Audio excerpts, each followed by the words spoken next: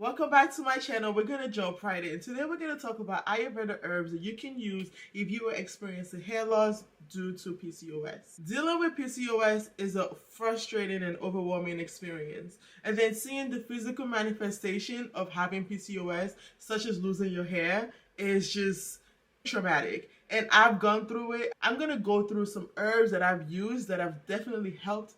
I am not giving you any prescription for you to take these internally, although some people do take it internally. But for the purpose of what we're talking about today, we're talking about topical use of these herbs. So these are herbs that you can use for scalp massages, for tea rinses, or for daily maintenance of your hair if you're somebody who likes to put oil on your hair.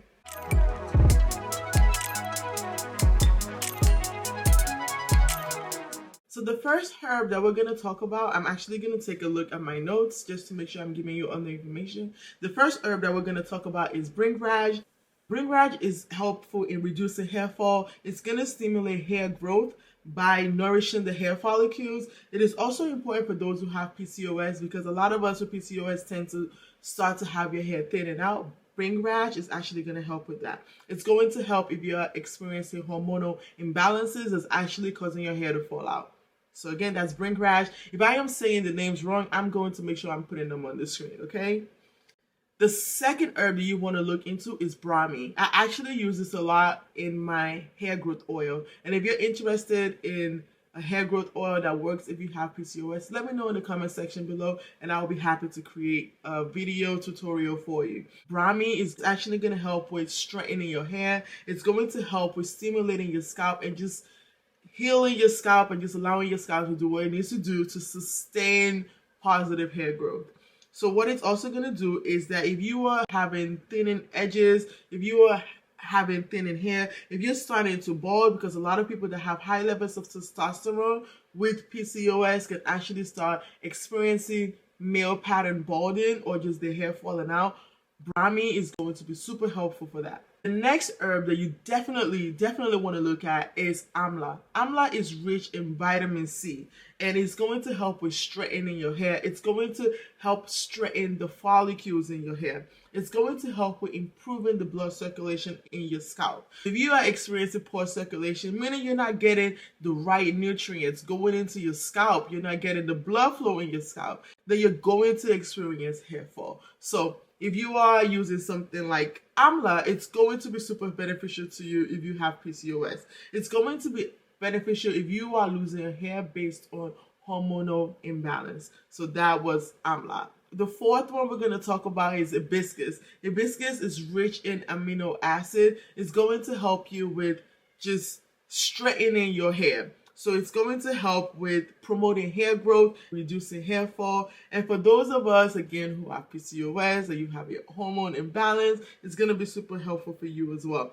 It's going to help with straightening your hair follicles. So one of the things that I do is I put hibiscus powder in my shampoo and then I would let it sit in my shampoo for a while and then I would sieve it out so that I don't have clumps in it, and I use that on my hair and I was able to see benefits from doing that. So definitely consider adding hibiscus into your hair regimen. You can also make it into a tea and put it on your hair as a tea rinse. That's something that you could also do, and put the rinse also on your scalp. So there are several ways of administering these herbs. Again, I am talking about how to use them topically, not internally. The fifth herb that I want you to consider is neem. Neem is known to be anti-inflammatory. It is known to be antibacterial, and it's going to help with any scalp irritations that you have. So if you are someone who experiences dandruff or anything that just has to do with the scalp. So sometimes I would get, like, my scalp would feel super sore because there's some sort of nourishment that my scalp isn't getting,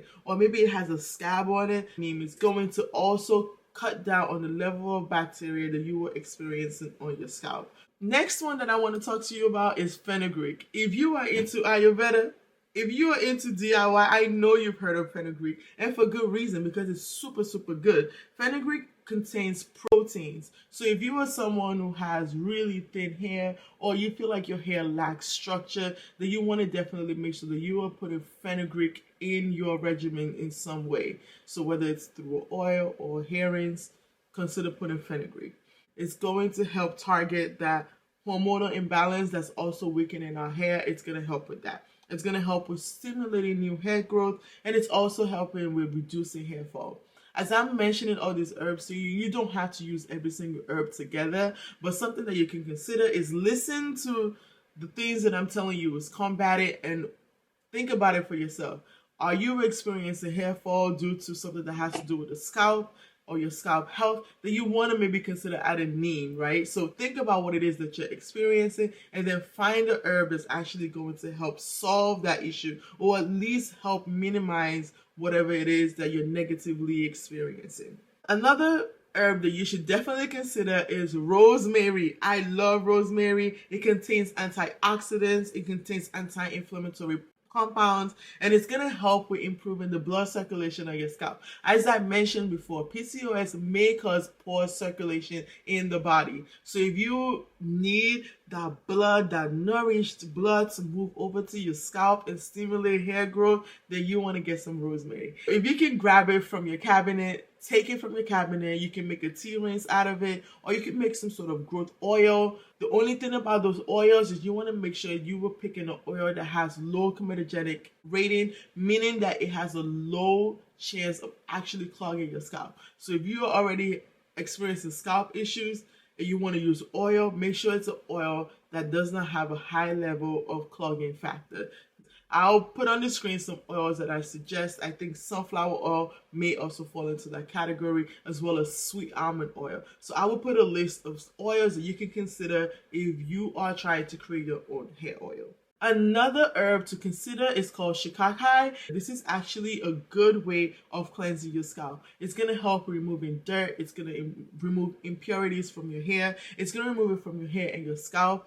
And it's going to help with those of us who have PCOS related hair loss. So one thing that's going to do is going to reduce hair fall, and it's going to promote growth. But remember that shikakai is actually a cleanser. So it's going to be used for cleansing your scalp. I think one of the ways of using it is mixing it with water, and it would actually feel like soap in your hair. You will see it actually cleanse your scalp. So consider shikakai for that purpose. So if you don't want to use a regular old shampoo, then this is an option for you. Ashwagandha is another herb that you should definitely consider adding to your hair regimen. Ashwagandha is going to be helpful if you have stress-related hair loss. If you think that your hair loss is due to high levels of cortisol, consider adding ashwagandha to the repertoire of things that you're trying. Moringa is the next one that I'm going to talk to you about. Moringa is rich in nutrients that's going to help with fortifying just the strength of your hair. It's going to help with promoting hair growth. It's going to help with reducing hair fall. So for those of us who have PCOS related hair loss, then you want to make sure that you are adding something like moringa. Moringa is going to help with the weakening of hair follicles that's caused by PCOS related illnesses or symptoms. But I want to clarify one thing for you before we wrap up today. It is important that you were taking care of your PCOS from the inside first. So if you're interested in how to take care of your PCOS from the inside, I have a few videos on my channel that would actually help you with that. I have a playlist that I'm also going to link above that you can actually go to, and you can see what are the things that you can start doing today in your daily life, what are the types of hormones that you want to get tested, and everything in between for you to start healing your PCOS naturally. If this sounds like the kind of videos that you like, please make sure you hit that subscribe button. If you like this video, hit the like button, and please make sure you comment below. Is there any one of these Ayurveda herbs that you have used before? My goal with this channel is for us to be helpful to one another. So if you have used one successfully, please tell us in the comment section, what was it helpful for? Was there a specific symptom of PCOS that you were facing that you were able to find a herb that helped with? Whether you used it, did you use it internally? Did you use it externally? Please share in the comment section. Remember, sharing is caring. We are all in this journey together, and I am so happy to learn from you as much as you're learning from me. So if you enjoy content like this, please make sure that you subscribe to this channel. Thank you again for stopping by, and have a wonderful day. Bye-bye.